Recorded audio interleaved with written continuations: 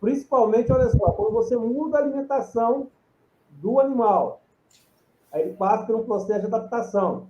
Muitas vezes o criador de pássaros, de canários, né, ele muda a alimentação e quer que o bicho come aquilo rápido. Tem um processo, né, daquilo ali. Eu estava vendo uma série de felinos na Netflix, né? Eu não sei qual felino que era agora, não sei se era chita. Eu só sei que ele chega para ele beber água, né? Os dois andam juntos, são parceiros. Um vai lá e prova um tiquinho. Se aquela água está contaminada, o outro nem bebe, eles saem fora. Eles não bebem a água. Então, tem esse processo de adaptação, né? Qual que é o mais difícil? Um cão ou um gato se adaptar com uma alimentação assim, diferente para ele, assim, algo que ele nunca viu? Aí outra, né? Vou emendar aí. É mais difícil para o animal ou para o dono adaptar? Porque muitas vezes eu acho que o dono fica mais ansioso que o animal. Aí é igual você falou, né? Esse processo de transição alimentar, ele é extremamente importante, eu acredito que em qualquer espécie, né? Então, primeira coisa, se a gente vai mudar um alimento, a gente tem que fazer essa mudança de forma gradativa, né? Então, para cães e gatos, a gente tem até uma tabelinha que a gente segue, 75% do alimento atual, 25% do alimento novo durante 1 a 2 dias, depois a gente faz um meio a meio, depois a gente inverte a proporção, sempre associa com um probiótico para evitar uma desbiose intestinal, né? E aí a gente vai fazendo isso. Pensando agora em aceitação por troca alimentar, né? Sem sombra nenhuma de dúvidas, é o felino. É a espécie que eu mais tenho dificuldade, né? O gato, ele acostuma muito mais com textura do que com sabor.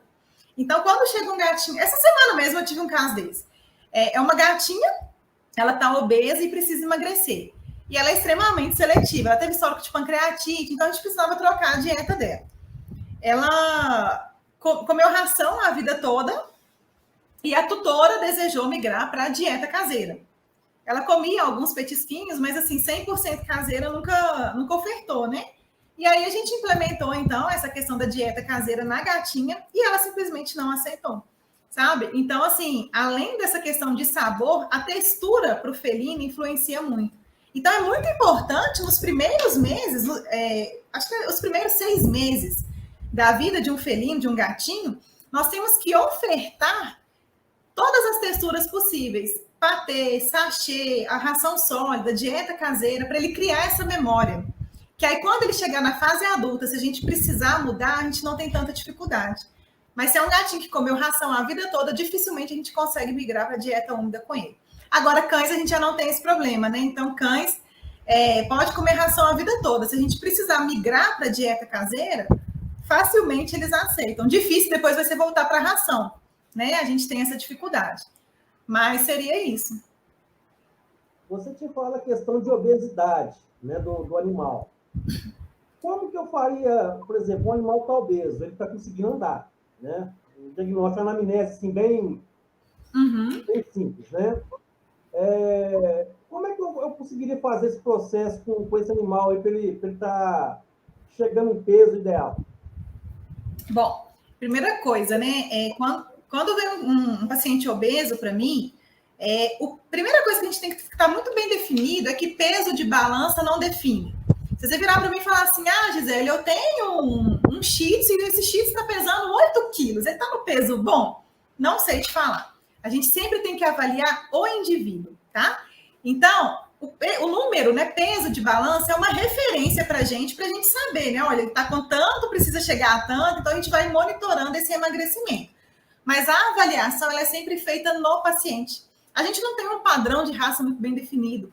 Então, assim, eu estou ilustrando aqui o shih tzu, por exemplo, tem shih tzu de 10 quilos que às vezes está no peso bom e tem shih tzu de 7, 6 quilos que também está no peso bom, sabe? Então, é sempre individual, né? Tem uma tabela que chama Score de Condição Corporal. Está disponível aí no Google, ou se alguém quiser também, só me chamar que eu encaminho. Essa tabelinha é uma avaliação subjetiva, mas que super funciona aqui para a gente. Então, através dessa tabela, nós vamos classificar qual score esse animal está. Aí vamos supor que ele está obeso, tem o sobrepeso, tem o obeso, tem o ideal, tem o abaixo do peso, né? A gente vai classificar. E baseado nessa tabelinha, eu vou estipular, né, estimar o peso meta desse animalzinho. Aí a gente vai, né, vai calcular quantos quilocalories ele precisa ingerir para chegar nesse peso meta. Aí nós vamos determinar qual que é o melhor alimento. Muita gente confunde, né? Chega muita gente para mim e fala assim, Gisele, meu cachorro come a ração light a vida toda e ele continua gordo. O que está acontecendo? Aí a gente tem que, né? A ração light, ela não é a ideal, a apropriada para o emagrecimento. A ração light, às vezes, a gente utiliza para manutenção, naquele cachorrinho que tem uma tendência a engordar, ou eu falo cão, mas serve para cão e gato, né? Ou que ele tem passou pelo programa de emagrecimento e chegou, eu posso manter ele na light. Mas aí tem as rações próprias para a obesidade, né? Que são uma ração com uma fibra mais alta, uma proteína mais alta, minerais, vitaminas mais altos, porque como eu preciso restringir calorias, não dar uma deficiência nutricional nesse animalzinho, a energia metabolizável dessa dieta tem que ser mais baixinha, né? E aí a gente estipula esse programa de emagrecimento.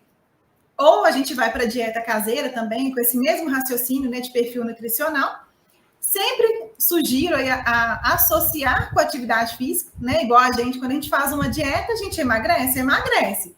Mas se a gente associa com a atividade física, a gente tem uma resposta muito melhor, né? Muito mais rápida e ainda preserva massa muscular, né? Então eu sempre recomendo. Às vezes é um cachorro que está extremamente obeso, não consegue nem andar. Aí eu encaminho para a hidroginástica, que aí tem um impacto menor em articulação. Então, assim, cada caso é um caso, né? Mas basicamente a conduta seria essa. Aqui, no caso, por exemplo, você ia fazer uma consulta, aí precisa fazer exame de sangue, alguma coisa assim, ou alguns casos não é necessário?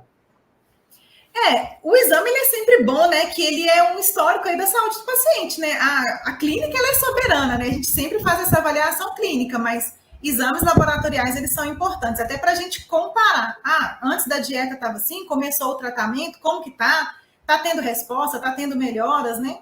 A gente estava falando do gordinho aí, né? Então, assim, tem uma tendência à resistência insulínica, a ter diabetes, ter glicéridos, colesterol aumentado, às vezes da gordura no fígado, a gente precisa controlar a enzima hepática.